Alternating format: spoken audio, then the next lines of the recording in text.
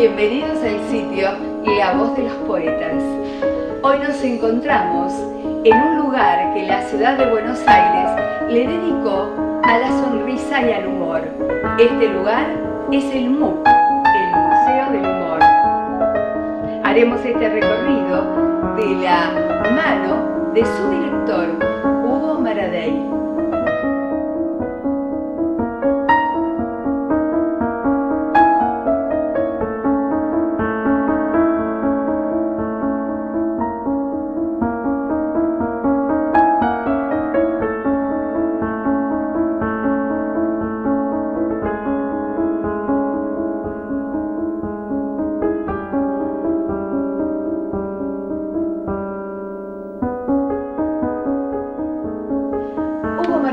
Cuéntenos cómo y cuándo nació este Museo del Humor. Bueno, este museo nació hace muy poco tiempo, en junio del 2012, pero en realidad es algo que se viene gestando desde hace 10 o 15 años, por diferentes carriles. El más importante es un grupo de dibujantes que ahora pasaron a formar la comisión directiva, y que está compuesto por Quino, por García Ferré, por Hermenegildo Sabat, por Carlos Garaycochea y por Guillermo Mordillo, que vienen bregando, ellos y algunas personas que también eran dibujantes importantes como ellos, como el caso de Fontana Rosa o Andrés Cassioli, que vienen recorriendo diferentes organismos, administraciones, desde hace 10 o 15 años, para lograr poner un museo del humor o algo similar. Lamentablemente, bueno, no se dieron las circunstancias para que esto prosperara, y ahora se dio la circunstancia, como yo siempre digo, se alinearon los astros y nació el Museo del Humor. El Museo del Humor, la otra ventaja que tiene, con vistas a futuro, es que primero es un museo oficial de la ciudad de Buenos Aires. Con lo cual ya tiene un estatus diferente y le da a la actividad del humor gráfico también un estatus diferente, porque es un museo de similar categoría, por nombrarlo de alguna forma, del resto de los otros 10 museos de la ciudad. ¿Y qué encontramos acá en el Museo del Humor? Que yo estuve una hora casi recorriendo, es hermoso. Digo, ¿desde qué época encontramos las caricaturas, figuras? Bueno, no, acá justamente hay una muestra histórica en la cual se trató de mostrar la historia del humor gráfico en Argentina, que está compuesta por unos 150 trabajos. Entonces, el primero de los trabajos es el único que no está hecho acá en Argentina, pero tiene mucho que ver con Buenos Aires, porque es un trabajo de un inglés muy importante que se llama James Gilray, un caricaturista, y está hecho en 1806, en coincidencia con las primeras invasiones inglesas. Y justamente el chiste es un relato que le están haciendo a Napoleón de que los ingleses tomaron Buenos Aires. Y después hay todo un relato de obras realizadas en Buenos Aires y publicadas en Buenos Aires. Algunas no son los originales, sino que son reproducciones, pero consideramos que fue importante ponerla, como por ejemplo una caricatura que hicieron los realistas en 1816 de San Martín y O'Higgins. Bueno, y después hay ya las caricaturas que se empezaron a publicar, partiendo de una de 1824, que fue una caricatura de un asno, un burro, que la publicó un editor que era el padre Castañeda, en una revista que se llamaba Argos. Después ya vamos directamente a la segunda mitad del siglo XIX, en la cual hubo una gran cantidad de periódicos que usaban la caricatura, aquí y en el mundo, porque era un tema que todavía la fotografía no se había incorporado al periodismo. Entonces las imágenes eran a través de dibujos. Y el dibujo satírico permite poner todo un contexto, cosa que a veces el dibujo normal no te permite el chiste o la situación, ¿no? En fines del siglo XIX y en 1898 nace una revista que va a marcar la historia del humor gráfico en Argentina, que es la revista Caras y Caretas. Cambia hasta la forma de editar las revistas. Lo que antes era un periódico pasa a ser una revista, lo cual permite varias cosas. Primero, una difusión mayor, porque se van pasando las revistas la mayor cantidad de gente, y por otro lado, se conserva y se guarda. Hay muchos ejemplares de Caras y Caretas aquí y en el extranjero que están atesorados.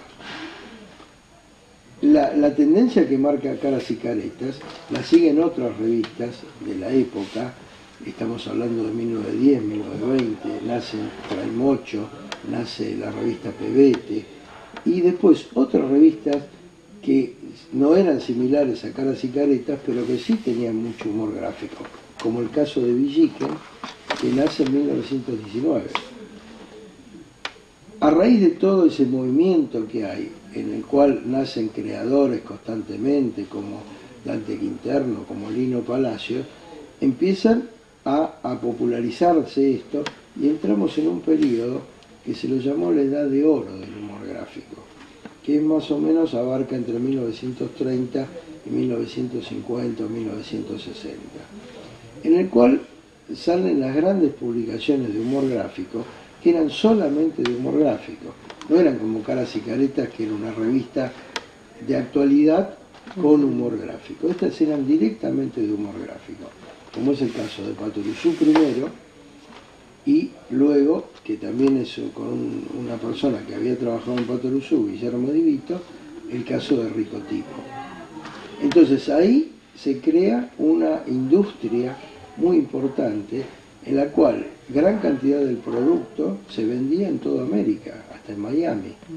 O sea, yo he charlado con gente conocida que conoce perfectamente los personajes y los autores de aquí, porque en sus países de origen, que Venezuela, Ecuador, Cuba, recibían las publicaciones de aquí. O sea, había una gran emisión de material gráfico para todo el exterior.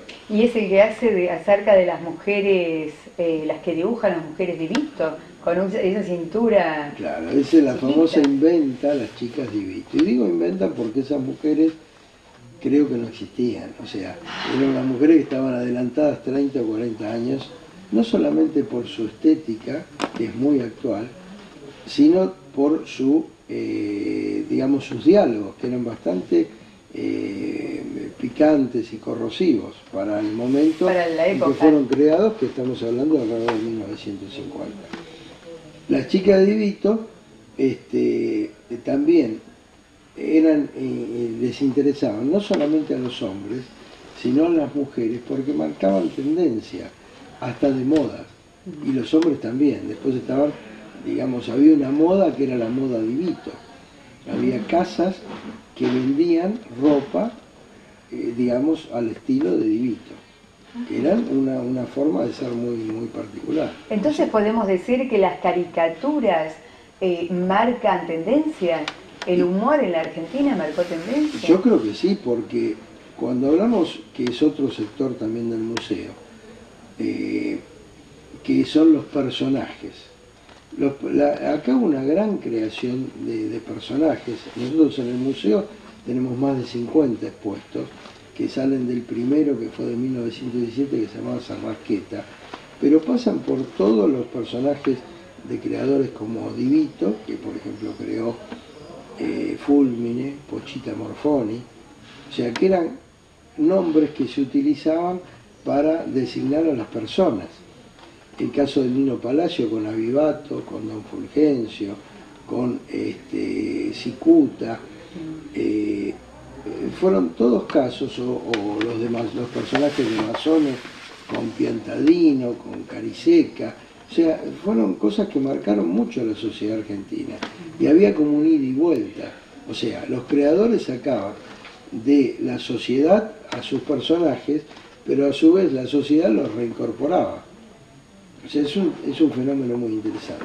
Todo eso, que es una gran cantera de creadores, se sigue después repitiendo, y hay mucha gente que ha hecho, digamos, otras ediciones de revistas que marcaron Argentina, porque estuvieron 20 o 30 años, como el caso de Landru con Tía Vicenta, o el caso de Andrés Cassioli con sus productos, humor sobre todo, pero también tenía Satiricón, Chau Pinela y un montón de publicaciones más. Y con eso después ya desembocamos a los actuales, que son la mayoría de los integrantes de la comisión directiva, que, como el caso de García Ferré, con todos sus productos. García Ferré está hace 40 años o 50 años entregando productos y personajes, 50 años que son extraordinarios y que tienen una vigencia, no en una generación, sino en 3 o 4 generaciones. Ni que hablar del tema de Mafalda, que no solamente es importante aquí, sino importante en el mundo. O el caso que mencioné antes, por ejemplo, de Guillermo Mordillo, que está radicado en el exterior y que edita hasta en China, tiene más de 16 libros editados en China.